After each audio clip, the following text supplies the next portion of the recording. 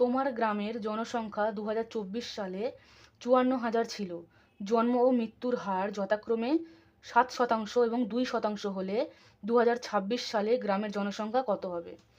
দেখো, আমাকে 2024 সালের জনসংখ্যা দিয়ে দিয়েছে এবং আমাকে জানতে চেয়েছে 2026 সালের জনসংখ্যা। এই অঙ্কটাকে আমি কিভাবে করব? তোমরা যদি জেনে থাকো কম্পাউন্ড ইন্টারেস্টের ফর্মুলা, তাহলে ওই ফর্মুলা দিয়ে এই অঙ্কটাকে সলভ করা যেতে পারে। কি ফর্মুলা?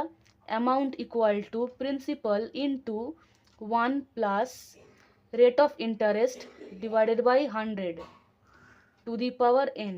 এই nটার মানে হলো নাম্বার অফ ইয়ার্স। ঠিক আছে, এই ফর্মুলাটা দিয়ে এই অঙ্কটাকে করা যাবে। দেখো, প্রিন্সিপাল মানে হচ্ছে যে টাকাটা আমরা এখন জমা করছি, আর অ্যামাউন্ট মানে যতদিনের জন্য জমা করব ততদিন বাদে যে অ্যামাউন্টটা আমাকে ব্যাংক দেবে সেটা হচ্ছে।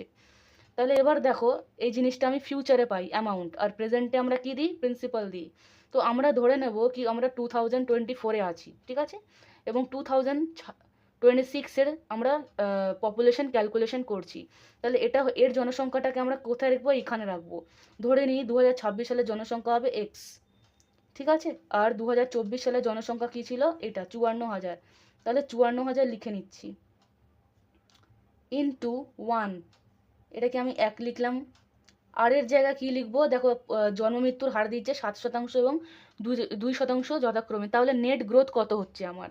নেট গ্রোথ হচ্ছে 7 - 2%, আর নিচে 100।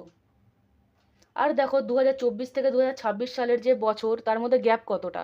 তার মধ্যে 2 বছরের গ্যাপ, তাহলে এখানে আমি 2 লিখব। তাহলে কি হলো?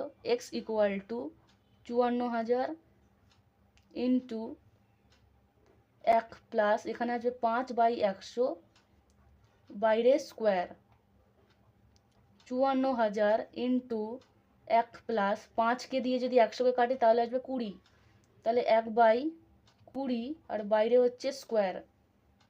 তাহলে 54,000, এটাকে যদি আমি লসাগু করি তাহলে নিচে থাকবে 20 আর উপরে থাকবে 20 প্লাস 1, বাইরে হচ্ছে স্কোয়ার।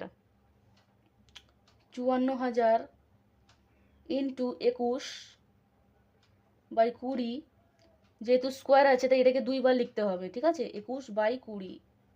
এবার এটাকে জাস্ট কাটাকুটি করো, তাহলে কি পাবে? 0 0 কেটে গেল, আবার 0 0 কেটে গেল, 2 দিয়ে কাটলে আসবে 2 দুগুণে 4, 7 দুগুণে 14, আর এই 0 আবার 2 দিয়ে কাটলে হবে 2 একে 2, 3 দুগুণে 6, 5 দুগুণে 10। তাহলে হলো 135 ইন্টু 21 এটাকে মাল্টিপ্লিকেশন করলে কত আসবে? এই 3টে নাম্বারকে মাল্টিপ্লাই করলে আসবে 59,535। তাহলে 2026 সালে জনসংখ্যা হবে